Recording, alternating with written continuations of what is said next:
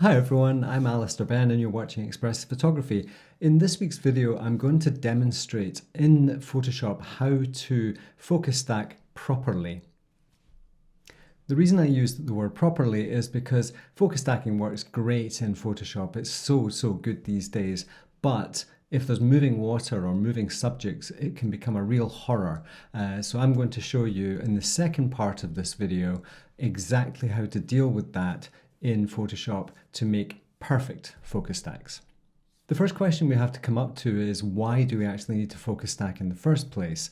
It's one of the reasons that I highlighted last week in my Why We Need Photoshop video. Adobe Lightroom is really not equipped for focus stacking, and one of these is not perfect. There are laws of physics that dictate how much depth of field we get, how much of the shot we can focus at any one time.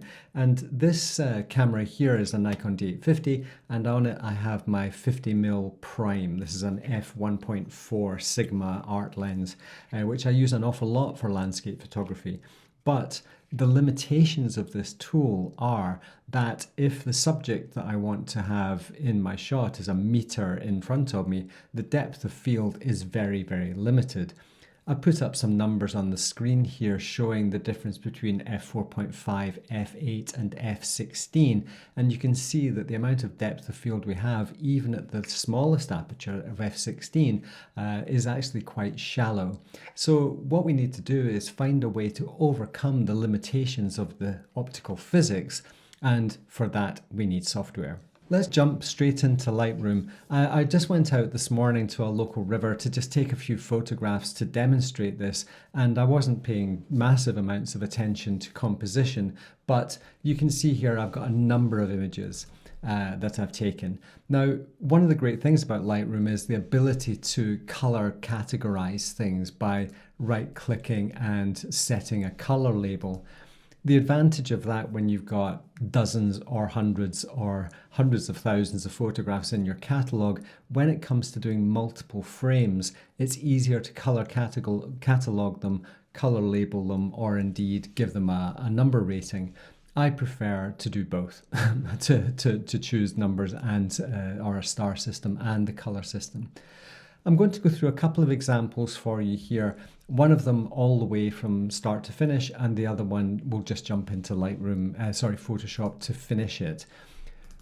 One of the great advantages of using Adobe Lightroom for your processing is that, as we can see here, if I hit the J key, I'm in the library module, and if I highlight all three of these images and then I click the develop module, I can come in and with the auto sync button selected, I can come in and make a bunch of adjustments just to quickly get the image somewhat looking the way I want it to.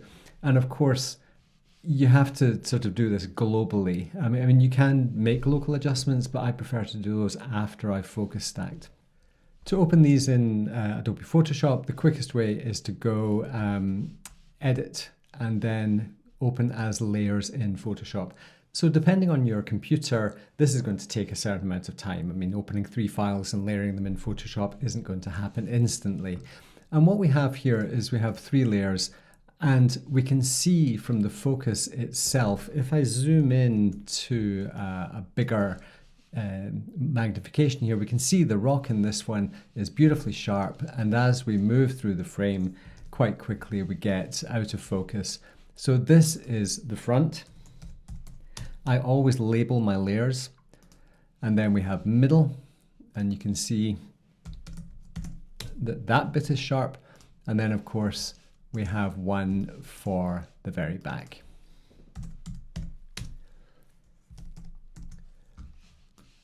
Now, when everyone does focus stacking, the really simple thing to do is to select all the layers, go into Edit, and auto align the layers. That is the first thing that we do regardless of what process we're going to use. Now, This does quite a good job of aligning the content. So what it's doing is it's warping and distorting the image so that all of the various bits are now aligned. Because what happens when you take various focal points is the camera actually changes the dimensions of the frame. It's really an odd phenomenon. So we now have 3 images that are aligned. The big mistake that people make is to just go straight into auto blend.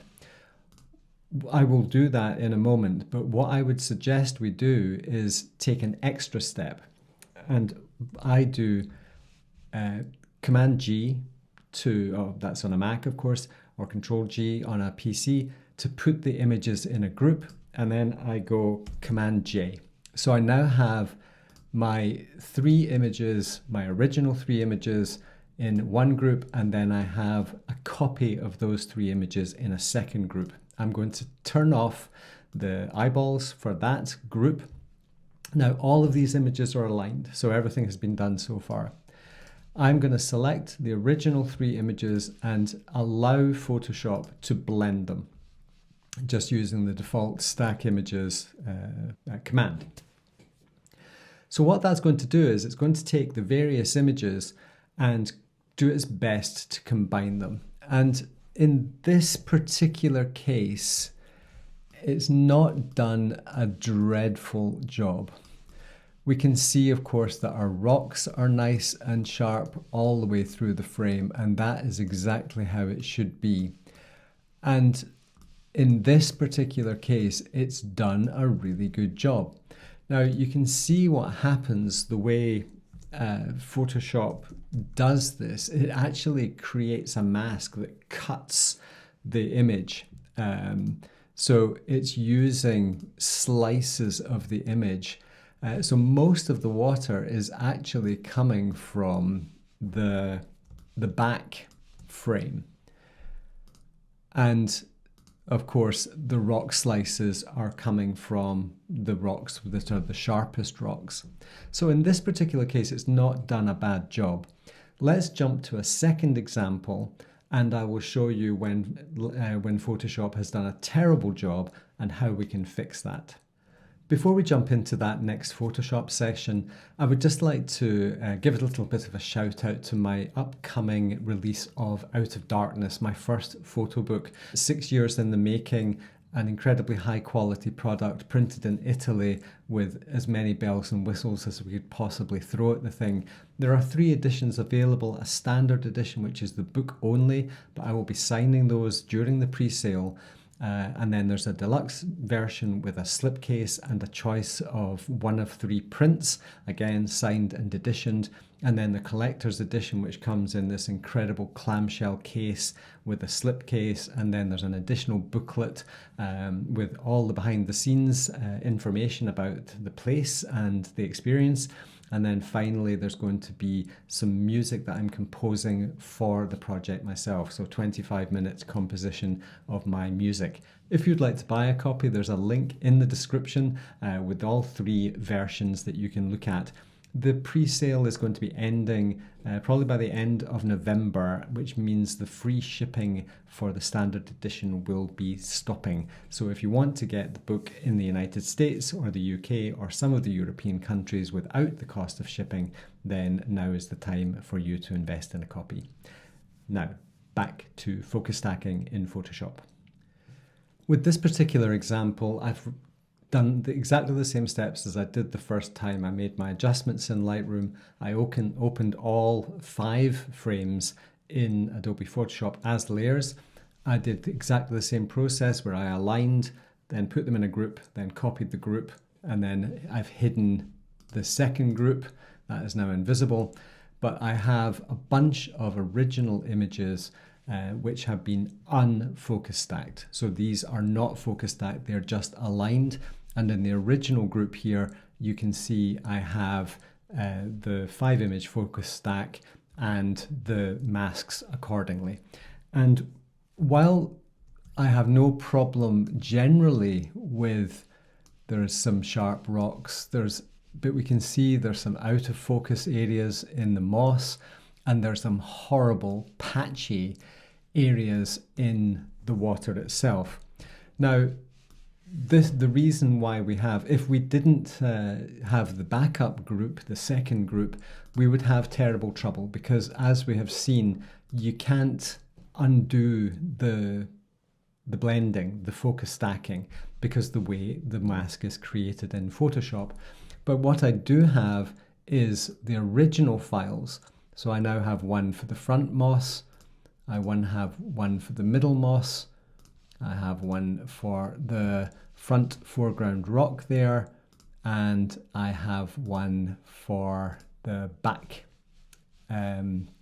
backwater there as well. So what I'm going to do is I'm going to use the top layer to paint in the patches, the detail that I'm missing from the photograph here. And I'm going to do that by turning on the front moss layer, creating a black mask which hides the layer.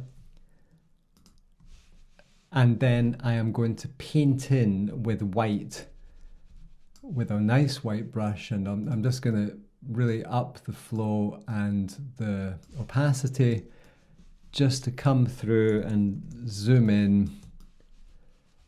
And we have the out of focus areas because of the blending here.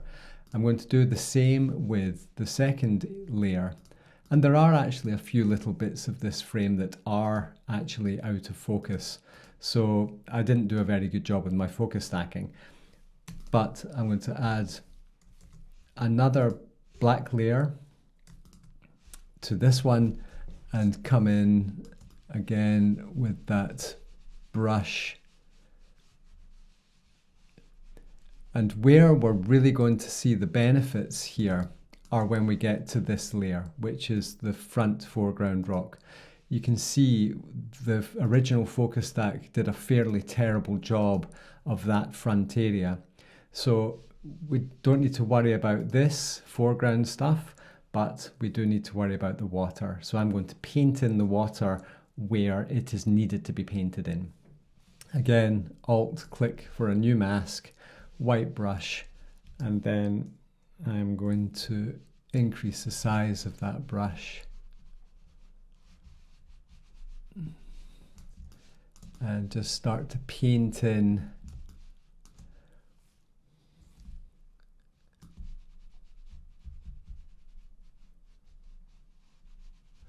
now. As I said, I kind of missed a couple of little spots there with the focus stack, but that was me just literally diving out in the middle of a rainstorm to try and get this right. And then I'm going to do the final image here at the back for the back rocks. This should mostly be okay, but I'll just repeat that step. Alt click to create a black mask, and then click on the mask and paint in that back section. And you can see all these blotches that have been caused by the blending, because there's so many, you know, like that, there's so many nice little splashes that, and we now have a situation whereas if we turn off that group, we can just see how dramatically different we've managed to make this photograph by painting in exactly the areas that we want. And if I go back to a few little, and you can just keep clicking on these layers to find the bits that you want to paint in. The more frames you have with focus stacking, the better. The more information you have to play with, the better. And I get to a point where I'm just generally happy with the whole thing, and you just keep painting in where you want it. And sorry.